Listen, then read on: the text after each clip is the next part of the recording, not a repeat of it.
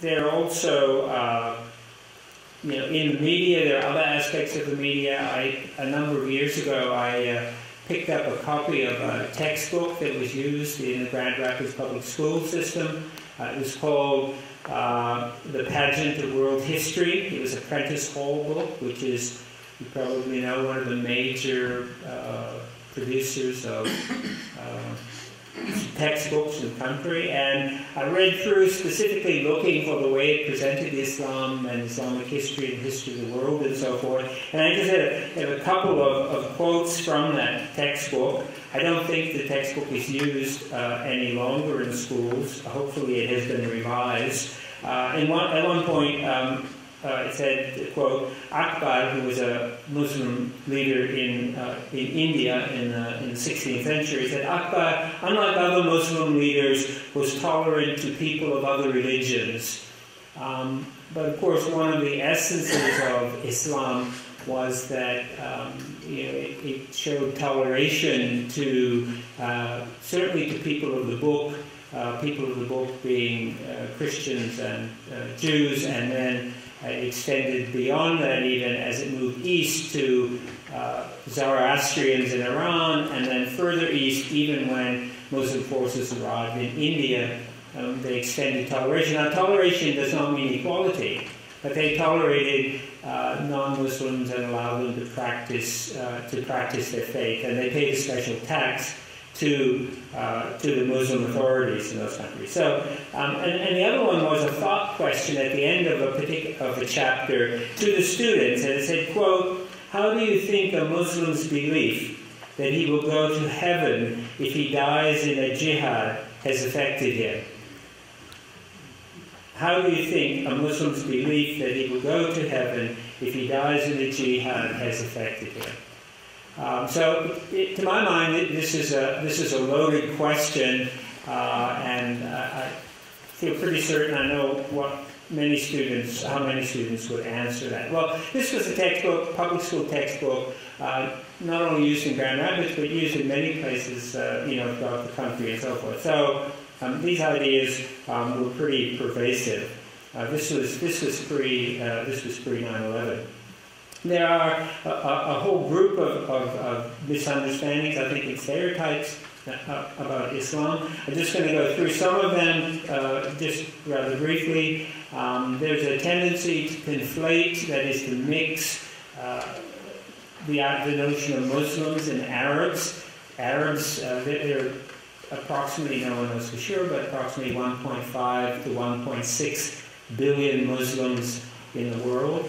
The population of the world is a little over 6 billion now, so you can figure out what percentage, probably something like 1 out of every 5, or a little less, 1 out of every 5 human beings is a Muslim. But of that number, 20%, only 20% are Arabs. And the largest Muslim countries are non-Arab, Indonesia being the largest, Bangladesh and Pakistan. None of those are Arab countries. The notion that Allah is the God of the Muslims, which you often see written and so forth, and the term Allah just means God. So if you go to Christian churches in the Arabic-speaking world, you'll see the word Allah written on the walls of the churches. So it's not, I mean, for Muslims, Allah is the God of Jews and Christians and Muslims, the same God. All part of the Abrahamic tradition.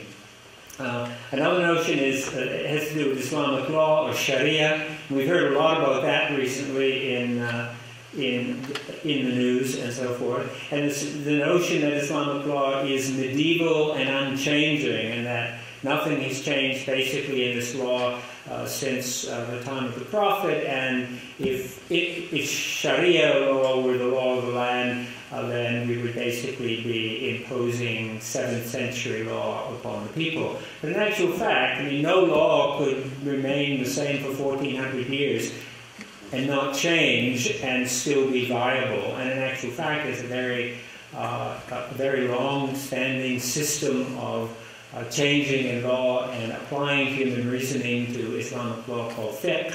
And there have been judges and courts interpreting and reinterpreting Sharia, for ever since the rise of Islam. And this is why in different communities, in different parts of the world, you have different interpretations. So for instance, the Saudi law, which you may have encountered, that says women are forbidden from driving unaccompanied by a male in their family. Women are forbidden to drive a car. And Egyptian Muslims and Syrian Muslims would scratch their head and say, where did they come up with that?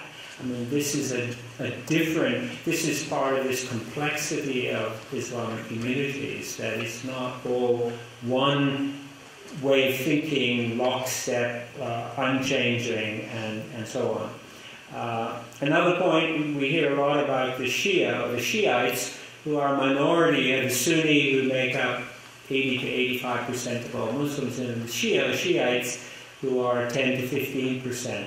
And we get through the media the sense that there's something intrinsic about Shiites that makes them prone to violence. And here, I think I'll hark back to what I said earlier, that Islam is only one characteristic of a community, and we need to know that, at least in the Middle East, most of the Shiite communities, in most cases, they're minorities, with the exception of Iran and Iraq. And in most of those cases where they exist, they have been very badly treated. They tend to be the poorest element in the community. They also tend to be the least well-educated part of the community. So they have a lot of social and economic complaints. And so their resistance, the turmoil in those areas, like Bahrain, for instance, where they actually are a majority as well, ruled over by a Sunni minority, Bahrain and the Persian Gulf. I mean, they have legitimate concerns. Whether they're Shiites or not Shiites, they have social and economic concerns, and this is why we hear so much about them. Not that there's anything specifically in their theology that leads them to be more violent than other Muslims in the community.